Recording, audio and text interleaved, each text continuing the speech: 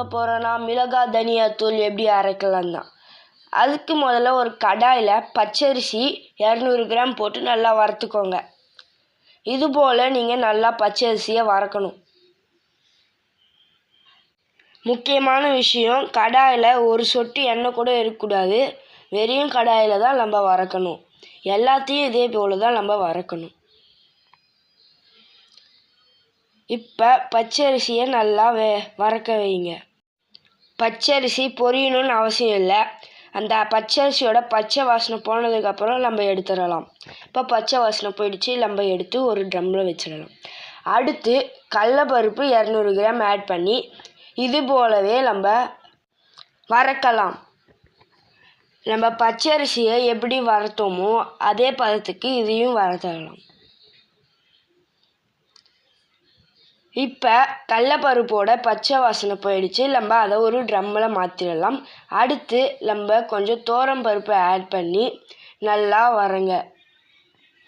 துவரம்பருப்பு 200 gram add பண்ணி வறுங்க, சரியாக இருக்கும். இப்போ துவரம்பருப்போட பச்சை வாசனை போயிடுச்சு, நான் ஸ்டவ் ஆஃப் பண்ணி எடுத்துட்டேன்.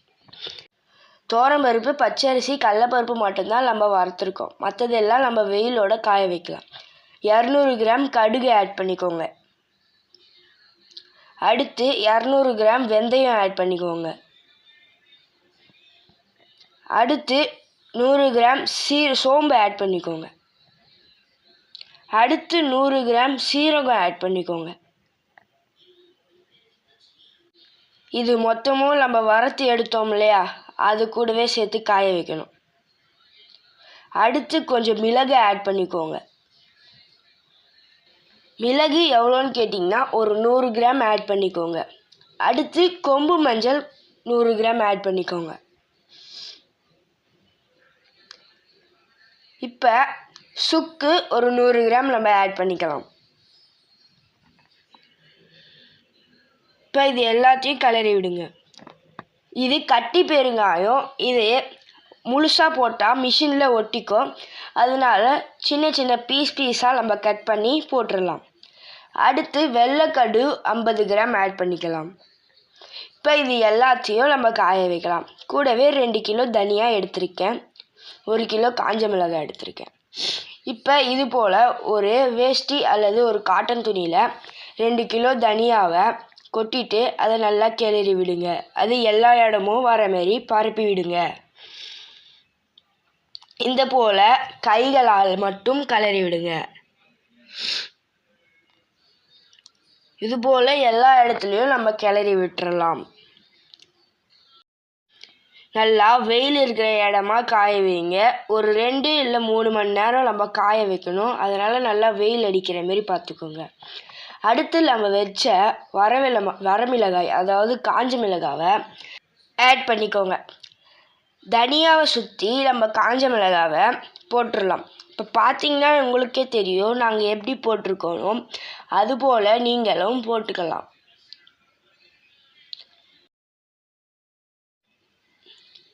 இப்போ நம்ம ட்ரம்மில் வச்சதையும் இங்கே எடுத்துன்னு வந்து நம்ம காய வச்சிடலாம். ஒரு 2 அல்லது 3 மணி நேரம் காஞ்சா போதும். இப்போ 1 மணி நேரம் கழித்து நம்ம வரோம் பாருங்கள். இப்போ 1 மணி நேரம் கழித்து நீங்கள் கொஞ்சம் கை விட்டு கிளறி விட்டுருங்க, எல்லா இடமும் வர மாரி. அடுத்து 2வது மணி நேரம் கழித்து 3வது மணி நேரத்துக்கு நம்ம வரும். இப்போ நம்ம எல்லாத்தையும் எடுத்து ஒரு பையில் எடுத்து வச்சிடலாம். இப்போ ஒரு பையில் எடுத்து வச்சுட்டு இதில் நம்ம வச்சுருந்தோம்ல, ட்ரம்மில் காய வச்சுருந்தோம்ல, அதை இதில் ஆட் பண்ணி அரைக்க கடையில் கொடுத்துடலாம். அவங்க இப்போ ஆட் பண்ணிட்டோம். இப்போ கடையில் கொடுத்து அரைச்சந்து எடுத்து வச்சுக்கோங்க. கடையில் கொடுத்து அரைச்சந்து எடுத்து வச்சிங்கன்னா இப்படி தான் இருக்கும். இப்போ நம்ம இதை ஆற வைக்கணும். ஆற வைக்கணும். அது எதுக்கு ஆற வைக்கிறோன்னு கேட்டிங்கன்னா, நம்ம ஆற வச்சா 1 மாதத்துல கெடாது. ஆற வைக்காமல் இருந்தால் 1 மாதத்துலேயே வண்டு வந்துடும். இந்தமாரி நடுவில் ஒரு குழியை ஏற்படுத்தி காற்று உள்ளே போகிற மாதிரி நீங்கள் வச்சுக்கோங்க. இதை வச்சு எந்த டிஷ் செஞ்சாலும் ரொம்ப அருமையாக இருக்கும். நாங்களும் இதை வச்சு தான் செய்கிறோம். நீங்கள் செஞ்சு பாருங்கள். எங்கள் வீடியோ பார்த்ததுக்கு நன்றி.